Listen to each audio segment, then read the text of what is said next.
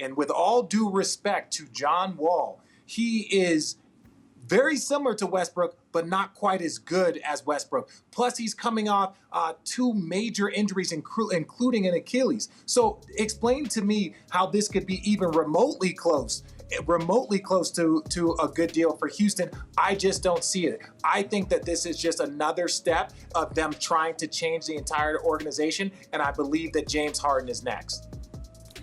Well, RJ, you speaking the gospel, and I was going to get on you about your plain white wall with no Christmas decorations on Very it. sad. But I'm going to let you make it because you speak. Yeah, I'm going to let him make it, Rachel, because he's speaking the gospel. But Washington, in my opinion, won big in this deal. When you talk about Russell Westbrook, a guy that already knows Scotty Brooks, has a great relationship with him, respects Scotty Brooks along with Robert Pack, those two guys can hold Russ accountable. And like Richard said, Bradley Beal is going to benefit tremendously playing alongside Russell Westbrook, like Paul George did a few years ago when he was in MVP conversation. And now you have spacing over there with David Bertans, who's one of the most deadliest three-point shooters in the game today, a young stud in Rui Hachimura, and all these young pieces. You have a spark plug off the bench in Ish Smith, a dog who they call on the defensive end, and Troy Brown. So I like the makeup of the Washington Wizards team. You add a Russell Westbrook, a Ferrari engine to this ball club,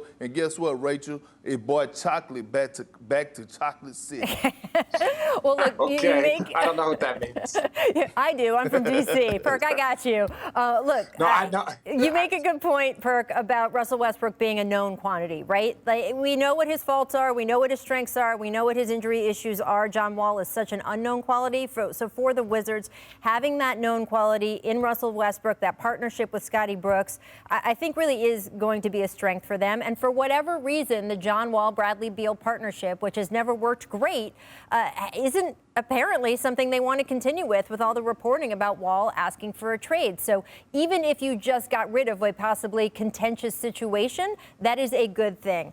For Houston, this is a huge gamble because we have no idea what John Wall is going to be. John Wall, frankly, doesn't know what John Wall is going to be. The injury history of guards in particular, coming back from Achilles injuries, is not good, so he will have to buck that. I do think for John Wall, it is a good change of scenery, the weight of everything that happened with him in D.C. If he came out this season and, let's say, really played healthy and like his own self, he would be having to battle the expectations of not just this season, but the weight of his entire history with the team. And this way, he has a fresh start as well. So good for John Wall. Good for the Wizards. I don't know yet if it's going to be good for the Houston Rockets. I will say, and we're watching this right now, this Dear DC letter from Wall. He was such a force in the Washington community, and I'm from that area. You guys know this. I do want to take just a second and commend the fact that he put himself out there over and over and over again over the last decade, whether it was recently for voting rights and civil rights issues, childhood hunger, low-income housing. He has done so much for the city of D.C. that I know there are a lot of people there who are giving him a salute on the way out, and they'll see what happens with Russ now. All right, guys, I want to switch over to our coast, the West Coast here. Yesterday, the Lakers and LeBron James agreeing to a 2-year extension. You heard Woj mention it, $85 million. It will keep him in the purple and gold through 2023. Ooh. And as I did discuss with Woj, AD and the Lakers, full 5-year max extension, keeping him with the franchise until 2025. So, Perk, how many more titles can the Lakers win with this duo? Because LeBron is on 4 now, and you know who's at 5 and 6, respectively. Just saying. Right. And look, to be honest, I see the Lakers winning at least 2 titles, Rachel. And here's why. Yes, because of LeBron James and Anthony Davis, but I want to mention Rob Pelinka. He has done a great job in this offseason. He went out in free agency and did his thing. I mean, he went out like the Lakers lost the championship. He went out like the Clippers should have did in the offseason. Acquiring Montrezl Harrell, signing him, getting Dennis Schroeder, getting Wesley Matthews at $3.6 million, getting rid of Danny Green contract at $15 million, re-signing Anthony Davis, right? A 27-year-old generational talent that's just hitting his prime. So he's locked in for 5 years, and the Lakers are probably going to get 3 to 4 years of AD in his prime. Yeah, no, Rob Pelinka did a great job. Again, that was, maybe there was some Rich Paul, maybe there was some Bron, but yes, you definitely need to give some love to Rob Pelinka for some of the moves that were orchestrated here, because the Lakers were the biggest winner in free agency, and that's very random. That the team that wins the championship is also the winner in free agency, so that should be scary. Now, there's always going to be like, how do they mesh, chemistry, new roles? That part is yet to be seen, but I don't want to put championship numbers on it.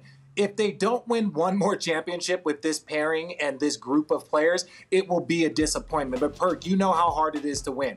Would I be surprised if they won 2 more? No. Am I going to, the 2, they could win 3. Shoot, they should be the favorites every year.